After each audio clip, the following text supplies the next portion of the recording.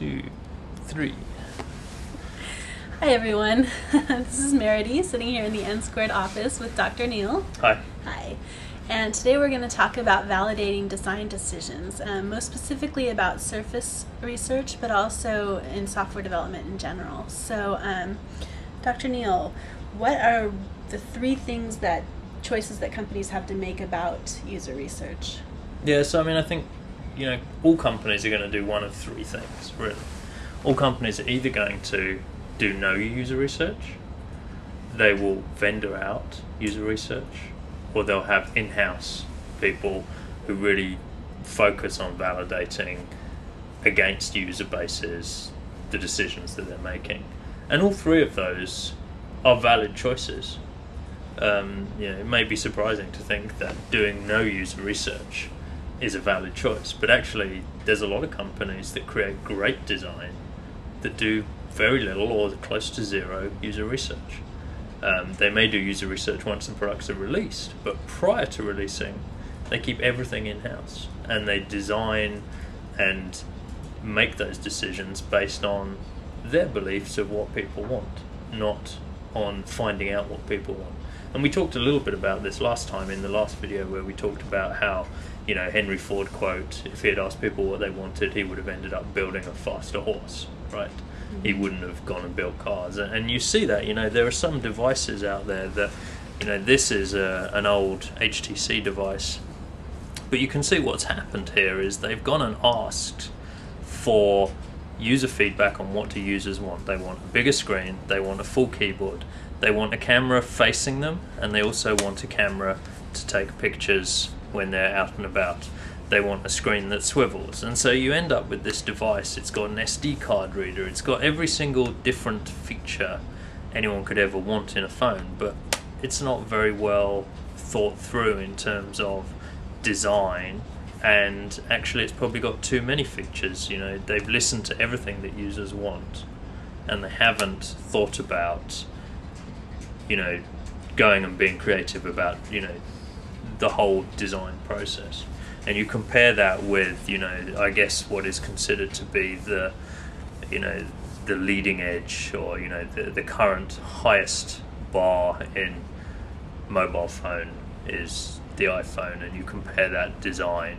These guys did no user research. They did a lot of internal prototyping and testing, but Apple typically does no user research, and that's a valid decision that they make. They make decisions of what they think the market is going to want and what they think users are going to want, and sometimes they get it right and sometimes they get it wrong. And I'm not saying that all companies that do user research do the wrong thing. Microsoft does a lot of user research, and here's this beautiful product from Microsoft, which is a USB mouse that folds down. It's the Arc mouse.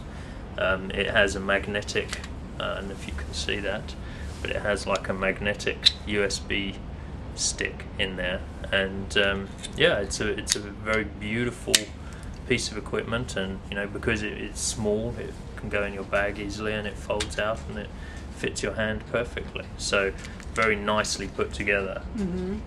Piece of design by a company that does huge amounts of user research. So it works one way and the other. And then here's a toy that kind of goes to the next level of it's actually Microsoft Surface branded.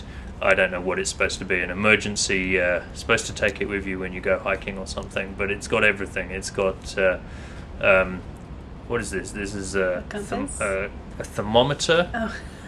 And a compass, and a whistle, and a spotlight, and you can open it up, and it's even got inside it magnifying glass and a mirror. So everything you can ever want in a toy, a hiking rescue, I don't know, device, but it's a really good example of putting too many features into a single device, and actually it not being great at any one of them. It's not a great flashlight, it's not a fantastic compass, it's not a very accurate, it's not supposed to be, right? It's a gimmicky example, but it's quite clever as an example of putting lots of features into An unwieldy. Into an unwieldy device, and it's not a great whistle either. So you will do these. You have that choice as a business building software to do one of those three things, and there's no right or wrong answer. If you have a very strong idea of what you want to build, and you have a very strong concept of what that design should be like and what the end result should be like internally, maybe you don't need to go and ask users. But if you are building something that requires, and this is where it gets interesting on Surface, a lot of interaction between people, that'll change. Because one of the things we discovered with Surface applications is you build it, you have a view of how it will work, you have a view of how people will use it, you put it down on, you install it on a table, you put 4 people that have never seen it before around the application, and everything changes. They do things totally unexpected, they work on things the way you didn't expect them to work, they use some of the tools you provide for them in ways you never thought they would be used. Sometimes they turn things that you think are going to be, tools for creating something in your application into games, and they play games using those things. A good example is the Little Letters game. It's a very trivial example, but the Little Letters game, you put that down in front of kids, sure, some of them start making words, some of the more serious ones. Some of them will start flicking the letters at each other because it's a good game to flick letters.